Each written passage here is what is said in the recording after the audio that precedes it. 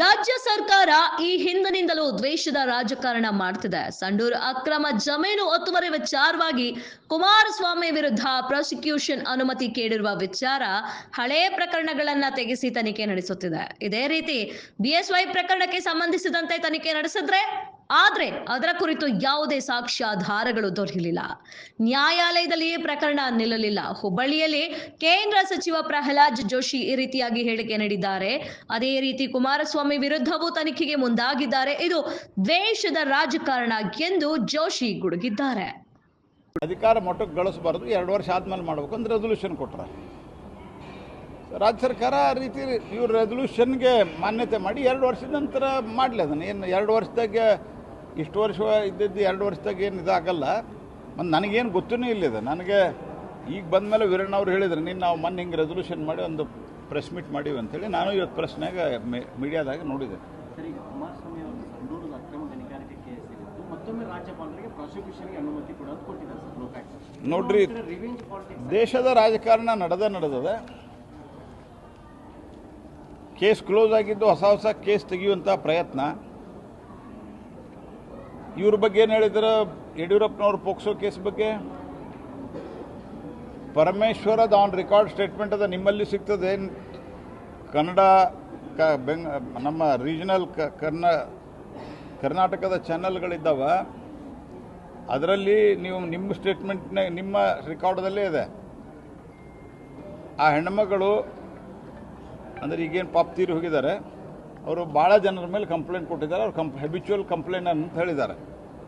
ಮತ್ತು ಯಡಿಯೂರಪ್ಪನವ್ರ ಬಗ್ಗೆ ಈ ರೀತಿ ಅವ್ರು ಕಂಪ್ಲೇಂಟ್ ಕೊಡಬಾರ್ದಾಗಿತ್ತು ಅಂತ ಹೇಳಿದ್ದಾರೆ. ಈಗ ಏನು ಮಾಡಿದರೆ, ಯಾವಾಗ ಸಿದ್ದರಾಮಯ್ಯನವ್ರ ಮೇಲೆ ಬಂತು ಅವಾಗ ಯಡಿಯೂರಪ್ಪನವ್ರ ಮೇಲೆ ಕೇಸ್ ಓಪನ್ ಮಾಡಿ ಭಾರಿ ಸ್ಪೀಡ್ ಮಾಡೋ ಪ್ರಯತ್ನ ಮಾಡಿದ್ವಿ. ಕೋರ್ಟ್ ಅಷ್ಟಾದ್ಮೇಲೆ ಅವರಿಗೆ ಪ್ರೊಟೆಕ್ಷನ್ ಕೊಟ್ಟಿದೆ. ನಮ್ಮ ಮೇಲೆ ಅವ್ರ ಮೇಲೆ ನಾವೇನೂ ಮಾಡಿಲ್ಲ. ನಮ್ಮ ಕಾಲದಾಗ ಯಾರ ಮೇಲೆ ನೋಡ್ರಿ, ಇಡಿ CBIಗೆ ಹೋಗಿದ್ದು, ಇಡಿ CBI ಇವತ್ತು ತನಿಖೆಯನ್ನು ಮಾಡ್ತಾ ಇದೆ. CBI ಮಾಡ್ತಾ ಇಲ್ಲ, CBI ಕೊಟ್ಟಿಲ್ಲ ಅವರು. ಯಾಕಂದ್ರೆ CBI ಕೊಟ್ಟರೆ ಹೋಗ್ತೀವಿ. ಇಡಿಯಲ್ಲಿ ಆಗ್ತಾ ಇರುವಂಥ ತನಿಖೆ ಮನಿ ಲಾಂಡ್ರಿಂಗ್ ಎಲ್ಲೇ ಆದರೂ ಸಹಿತ ಆಟೋಮೆಟಿಕ್ಕಾಗಿ ಇಡಿ ತನಿಖೆ ಮಾಡ್ತಾರೆ. ಇಡಿ ಯಾರಿಗಾರ ಇವ್ರನ್ನ ಹಿಡಿದು ಒಳಗೆ ಹಾಕಿ ಮಾಡಿದ್ದಾರೆ? ಏನು ಮಾಡಿಲ್ಲ. ಇಡಿ ತನಿಖೆ ಮಾಡ್ತಾ ಇದೆ ಮನಿ ಮತ್ತು ಅಲ್ಲಿ ಎಷ್ಟಾಗ 400-500 ಗಟ್ಟಲೆ ಸಾವಿರಾರು ಗಟ್ಟಲೆ ಸೈಟ್ಗಳನ್ನು ಮಾಡಿದ್ದಾರೆ. ಅದಾದ್ಮೇಲೆ ಮತ್ತು ಇದೆಲ್ಲ ಕೊಟ್ಟವ್ರು ಯಾರು? ಈ ಮಾಹಿತಿಯನ್ನು ಕೊಟ್ಟವ್ರು ಮೂಡಾದವ್ರ ಕೊಟ್ಟರು, ನಾವು ಕೊಟ್ಟಿಲ್ಲ. ಹಾಗಾಗಿ ಒಂದಕ್ಕೊಂದು ಕಂಪ್ಯಾರಿಸನ್ ಮಾಡ್ಬೇಕಾರೆ ಅವ್ರಿಗೆ ಸ್ವಲ್ಪ ಎಚ್ಚರ ಇಟ್ಕೊಂಡು ಮಾಡ್ಬೇಕಷ್ಟ. ಇದು ಹಳೆ ಕೇಸ್ ಇದೆ. ನೀವು 2018ರಿಂದ ಒಟ್ಟಿಗೆ ಮಾಡಿದ್ರಲ್ಲ, ಮತ್ತು ಅವ್ರ ಮೇಲೆ ಅವಾಗಿತ್ತು, ಅವಾಗಿಂದ ಕೇಸ್ ಇದೆ. 2018ದಾಗ ಏನು ಕೇಸ್ ಇತ್ತು, 2018ಗಿಂತ ಮೊದಲ ಸಿದ್ದರಾಮಯ್ಯನ ಹಿಂದಿನ 5 ವರ್ಷ ಸರ್ಕಾರದಾಗ ಮಾಡಲಿಲ್ಲ. ಆಮೇಲೆ ಕುಮಾರಸ್ವಾಮಿ ಅವ್ರ ಮನೆಯಾಗಿದ್ದವ್ರನ್ನ ಕರ್ಕೊಂಡು ಮುಖ್ಯಮಂತ್ರಿ ಮಾಡಿದರೆ ಈಗ ಅವ್ರ ಮೇಲೆ ಕೇಸ್ ಮಾಡ್ತೀರಿ. ಏನು ನಿಮ್ತಿದೆ? ಗ್ಲೇರಿಂಗ್ ಅದ. ನಮ್ದು ಇದಕ್ಕೂ ಇವ್ರದ್ದು ವ್ಯತ್ಯಾಸ ಭಾಳ ಅದ. ಎರಡೂ ಕಂಪ್ಯಾರಿಸನ್ ಮಾಡಲಿಕ್ಕೆ ಸಾಧ್ಯ ಇರಲ್ಲ ಅದು. Thank you. ಪರಮೇಶ್ವರನಲ್ಲಿ ಪ್ರಾರ್ಥಿಸ್ತೇನೆ.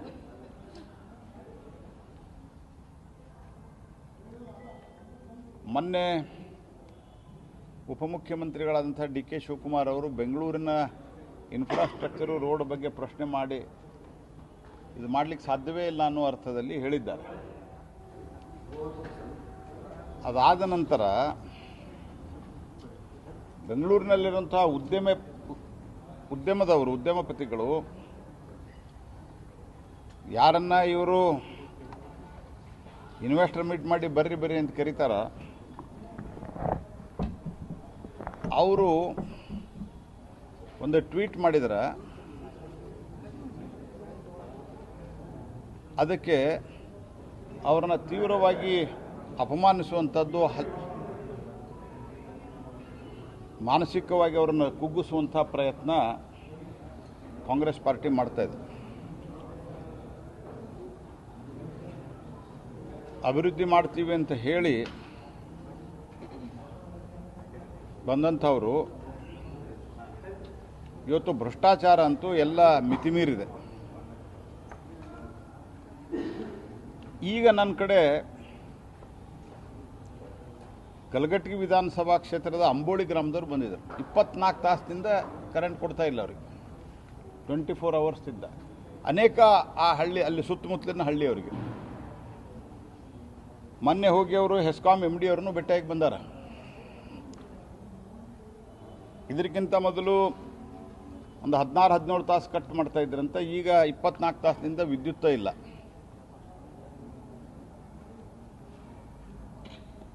ನೀವು ನೋಡಿದರೆ ಮೊನ್ನೆ ಸಬ್ ರಿಜಿಸ್ಟ್ರಾರ್ ಆಫೀಸ್ಗೂ ಕರೆಂಟ್ ಇರಲಿಲ್ಲ. ಕೋಟ್ಯಾಂತರ ರೂಪಾಯಿ ಸರ್ಕಾರಕ್ಕೆ ರಾಜಸ್ವವನ್ನು ಸಂಗ್ರಹ ಮಾಡುವಂಥ ಒಂದು ಇದ್ರೊಳಗ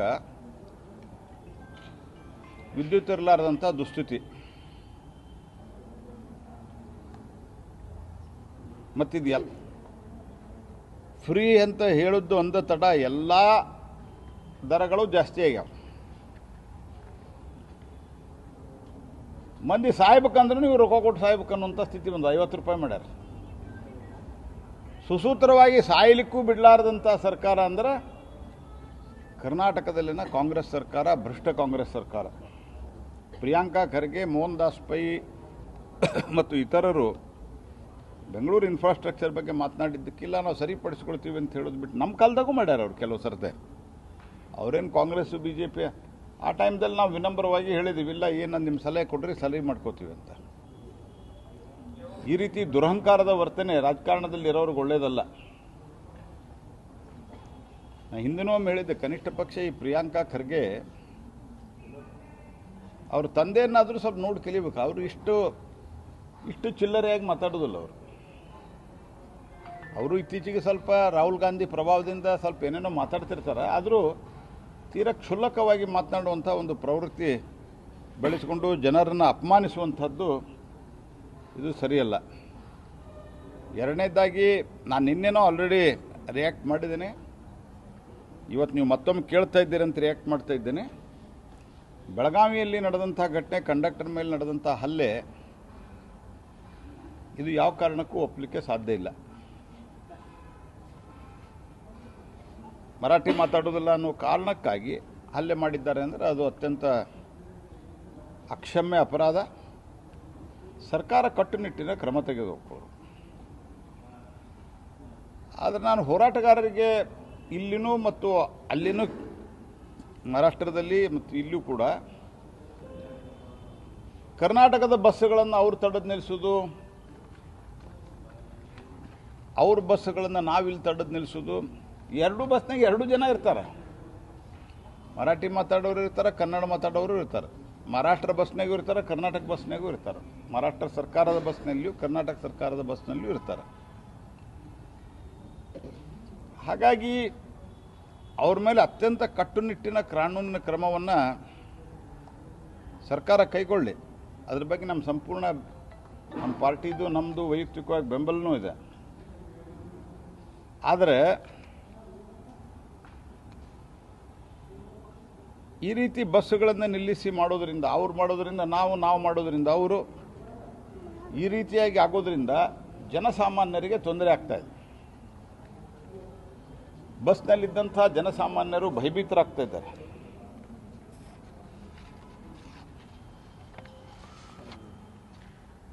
ಆನಂತರ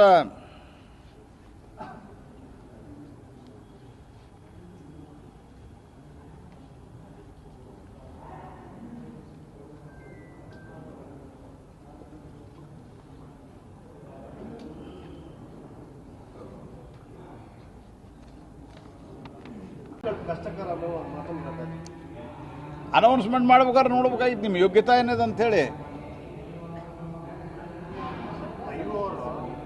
ಇಂಪ್ಲಿಮೆಂಟೇಷನ್ ಅಲ್ಲಿ ಬಹಳ ಗೊಂದಲ ಮಾಡ್ತಾರೆ. ಮೇನ್ ಕೋರ್ಟ್ ಸರ್ಕಲ್ ಇಡೀ ಟ್ರಾಫಿಕ್ ಕ್ಲೋಸ್ ಮಾಡಿದ್ದಾರೆ.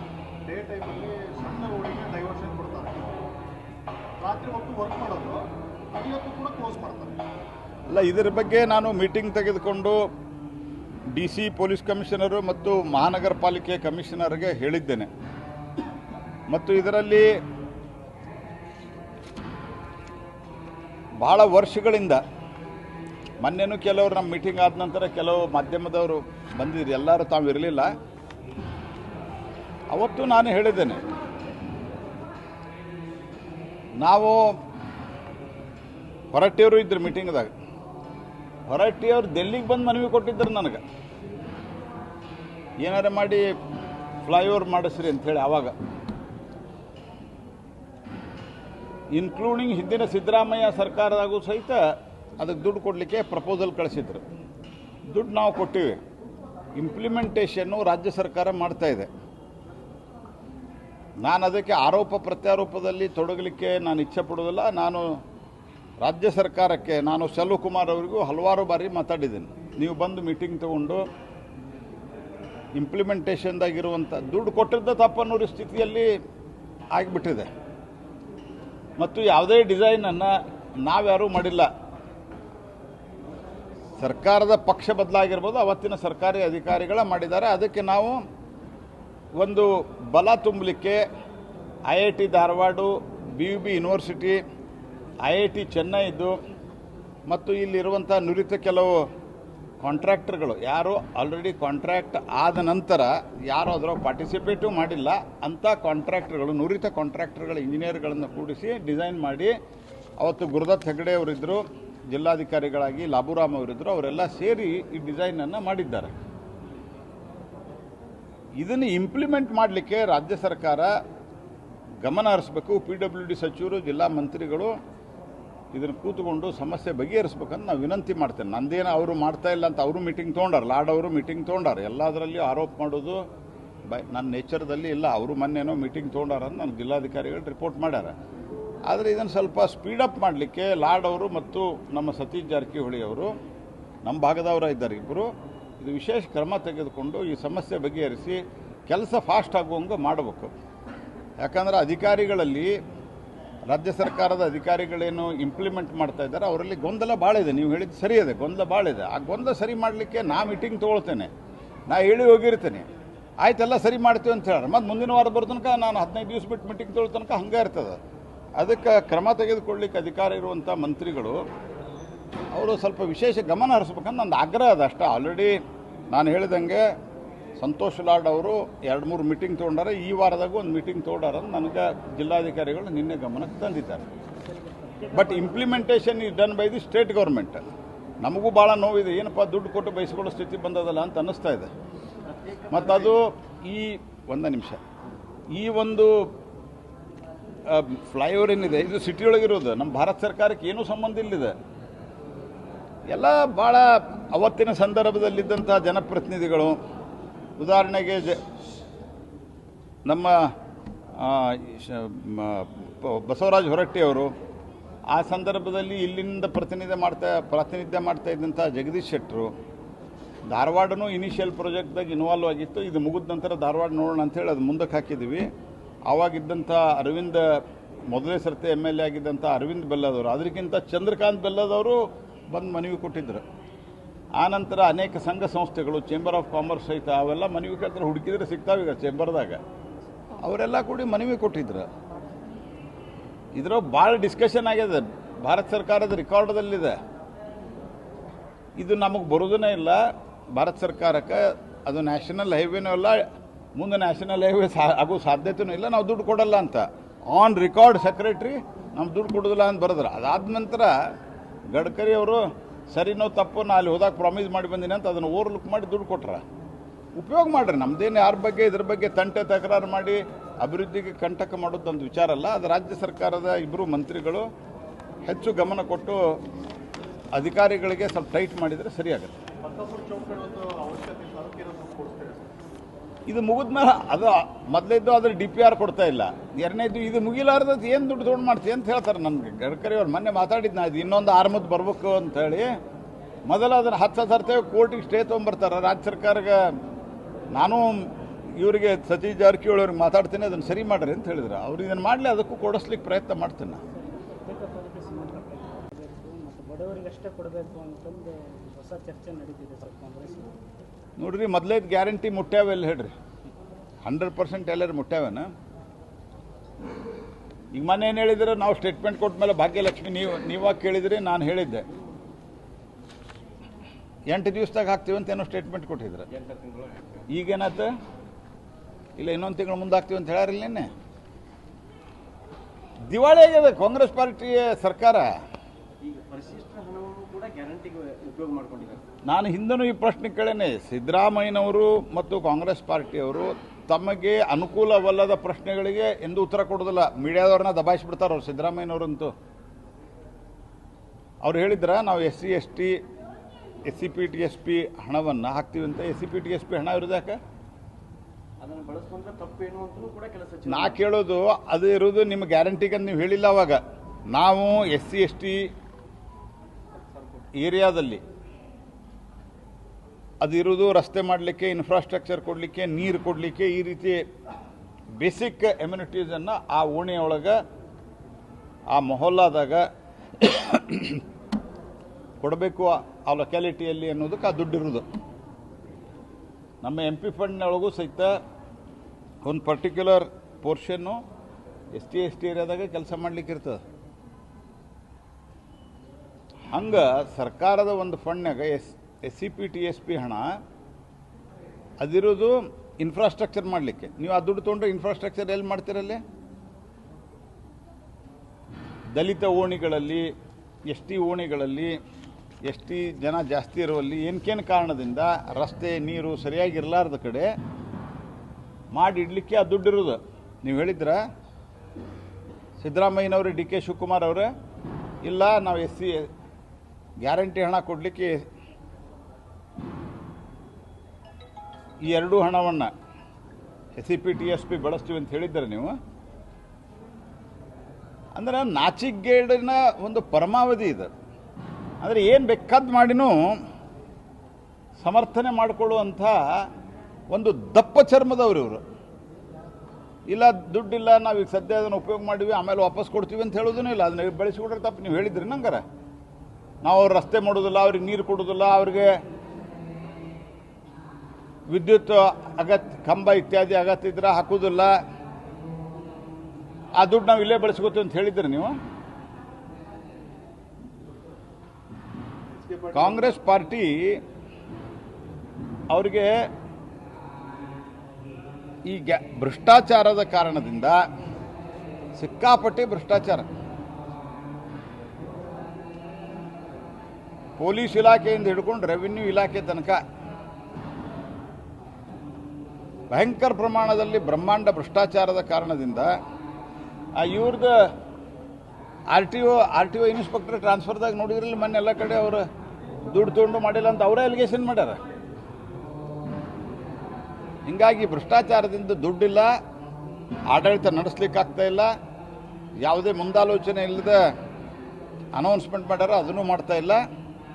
ಅನೇಕ ಕಡೆ ವಿದ್ಯುತ್ ಕಟ್, ಈಗ ಫೆಬ್ರವರಿ ಒಳಗೆ ವಿದ್ಯುತ್ ಕಟ್ ಶುರು ಆಗ್ಯದ ದೊಡ್ಡ ಪ್ರಮಾಣದಾಗ.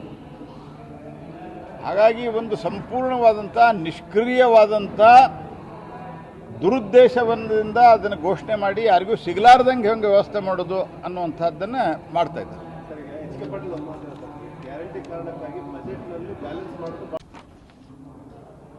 ಕ್ರಮವನ್ನು ಕಟ್ಟುನಿಟ್ಟಾಗಿ ಕೈಕೊಂಡು ಈ ಪ್ರಕರಣದಲ್ಲಿ ಜನಸಾಮಾನ್ಯರಿಗೆ ತೊಂದರೆ ಆಗಲಂತೆ ಎರಡೂ ಸರ್ಕಾರಗಳು ಕ್ರಮ ಕೈಗೊಳ್ಳಬೇಕನ್ನುವಂಥ ಆಗ್ರಹವನ್ನು ನಾನು ಮಾಡ್ತೇನೆ. ತಪ್ಪದು, ವೆರಿಫಿಕೇಷನ್ ಮಾಡಲಾರ್ದೆ ಆ ರೀತಿ ಹಾಕಿರೋ ತಪ್ಪು. ಮತ್ತು ಬೆಳಗಾವಿ ಪೊಲೀಸ್ ಕಮಿಷನ್ ಹೇಳ್ತಾರೆ ನನಗೆ ಗೊತ್ತಿಲ್ಲ ಅಂತ ಹೇಳ್ತಾರೆ, ಮಂತ್ರಿ ನನಗೆ ಗೊತ್ತಿಲ್ಲ ಅಂತ ಹೇಳ್ತಾರೆ. ಮತ್ತು ಹೆಂಗೆ ಹಾಕಿದೆ ಸ್ವಲ್ಪ ವಿಚಾರ ಮಾಡ್ಬೇಕಲ್ಲ. ಸರ್ಕಾರದಲ್ಲಿ ಯಾವುದೂ ನಿಯಂತ್ರಣ ಇಲ್ಲ ಅನ್ನೋದು ಇದರಿಂದ ಅರ್ಥ ಆಗ್ತದೆ. ಮತ್ತು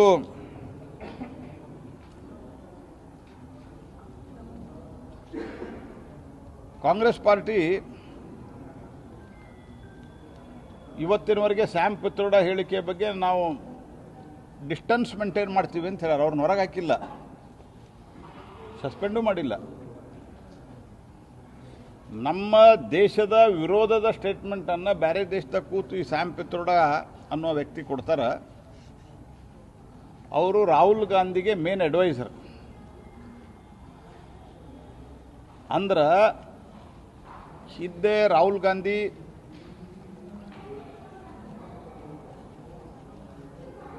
ಅತ್ಯಂತ ಕ್ರೂಷಿಯಲ್ ಟೈಮ್ದೊಳಗೆ ಚೈನಾ ಅಂಬಾಸಿಡರ್ನ ಭೇಟಿಯಾಗಿ ಮಾತುಕತೆ ನಡೆಸಿ ಏನು ಮಾತುಕತೆ ನಡೆಸಿದ್ರಂತ ಇವತ್ತಿನ ತನಕ ಅವರು ಹೇಳಿಲ್ಲ. ರಾಜೀವ್ ಗಾಂಧಿ ಫೌಂಡೇಶನ್ಗೆ ದುಡ್ಡು ತೊಗೊಂಡಾರ, ಅದಾದಮೇಲೆ ಸ್ಯಾಮ್ ಪಿತ್ರೋಡನ ಇಂಥ ಹೇಳಿಕೆ ಬರ್ತದಂತಂದ್ರೆ ಕಾಂಗ್ರೆಸ್ ಪಾರ್ಟಿ ಚೈನಾದ ಹಿತವನ್ನು ಕಾಪಾಡಲಿಕ್ಕೆ ಬದ್ಧವಾಗಿದೆಯಾ ಅಥವಾ ಭಾರತದ ಹಿತವನ್ನು ಕಾಪಾಡಲಿಕ್ಕೆ ಬದ್ಧವಾಗಿದೆ ಅನ್ನೋದನ್ನು ಸ್ಪಷ್ಟಪಡಿಸುವುದು. ಗಂಗಾ ನದಿ ಕಲುಷಿತದ ಬಗ್ಗೆ ಕೇಂದ್ರ ಸರ್ಕಾರಕ್ಕೆ ವರದಿ ಕೊಟ್ಟಿದೆ. ಆದರೆ ಅದೇ ನೀರನ್ನು ಮಾರಾಟ ಮಾಡ್ತಾ ಇದ್ದಾರೆ ಪ್ರಿಯಾಂಕಾ ಖರ್ಗೆ. ಈ ಪ್ರಿಯಾಂಕಾ ಖರ್ಗೆ ಅವರಿಗೆ, ಕಾಂಗ್ರೆಸ್ ಪಾರ್ಟಿಯವರಿಗೆ ಹಿಂದೂಗಳ ನಂಬಿಕೆಯನ್ನು, ಶ್ರದ್ಧೆಯನ್ನು ಅಪಮಾನ ಮಾಡೋದೊಂದು ಕೆಲಸ. ಹಿಂದೆ ಖರ್ಗೆ, ದೊಡ್ಡ ಖರ್ಗೆ ಅವರು ಮಾಡಿದರು, ಈ ಪ್ರಿಯಾಂಕಾ ಖರ್ಗೆ ಅವರು ಮಾಡ್ತಾರೆ. ಯಾರು ನೀರು ಮಾರಾಟ ಮಾಡ್ತಾ ಇದ್ದಾರೆ, ಏನು ಮಾರಾಟ ಮಾಡ್ತಾ ಇದ್ದಾರೆ, ಅಲ್ಲೇ ಹೋಗಿ ಬಂದವರಿಗೆ ಅವರ ಅನುಭವ ಕೇಳ್ರಿ. ಅನೇಕ ಬೇರೆ ಬೇರೆ ದೇಶದ ಜನನೂ ಅಲ್ಲಿ ಹೋಗಿ ಬಂದಾರ, ಅವರು ನನಗೆ ಭೇಟಿಯಾಗಿದ್ದರು. ಇಷ್ಟು ಜನನ್ನ ಒಂದು ಕಡೆ ಕೂಡಿದಾಗ ಬೇರೆ ಜಗತ್ತಿನಾಗ ಯಾವ ದೇಶಕ್ಕೂ ಮ್ಯಾನೇಜ್ ಮಾಡಲಿಕ್ಕೆ ಸಾಧ್ಯ ಇರಲ್ಲ. ಆ ರೀತಿ ಒಳ್ಳೆ ಮ್ಯಾನೇಜ್ಮೆಂಟು ಅಲ್ಲೇ ಆಗಿದೆ. ಒಂದಿಷ್ಟು ಘಟನೆಗಳು ಯಾರಿಗಾದರೂ ಕಂಡು ಬಂದಿದ್ರೆ ಅದನ್ನು ಸರಿ ಮಾಡಲಿಕ್ಕೆ ಏನು ಬೇಕಾದ ಸಲಹೆ ಕೊಡಬಹುದು. ಆದರೆ ಜನರ ಭಾವನೆಯನ್ನು ಘಾಸಿಗೊಳಿಸುವಂಥದ್ದು, ಅವರ ಶ್ರದ್ಧೆಯನ್ನು ಅಪಮಾನ ಮಾಡುವಂಥದ್ದು ಕಾಂಗ್ರೆಸ್ ಪಾರ್ಟಿಗೆ ಮತ್ತು ಕಾಂಗ್ರೆಸ್ಸಿನ ತಥಾಕಥಿತ ಇಂಡಿ ಗಠಬಂಧನದಲ್ಲಿರುವಂಥ ಪಕ್ಷಗಳಿಗೆ ಒಂದು ಹವ್ಯಾಸ ಆಗಿದೆ. ಮಾತಾಡ್ರಿ ಇದು ಬೇರೆದ್ರ ಬಗ್ಗೆ, ಬೇರೆ ಬೇರೆ ಕಡೆ ಹೋದಾಗ ಘಟನೆಗಳಾಗಿರ್ತಾವಲ್ಲ. ಇಲ್ಲಿಂದ ಭಾಳ ದೊಡ್ಡ ಪ್ರಮಾಣದಲ್ಲಿ ಮಕ್ಕಾ ಮದೀನಾಕ್ಕೆ ಹೋಗ್ತಾರೆ, ಅಲ್ಲಿ ಘಟನೆ ಆಗೇ ಇಲ್ಲ. ಒಮ್ಮೆ ಮಾತಾಡಲಿ ಅದ್ರ ಬಗ್ಗೆ.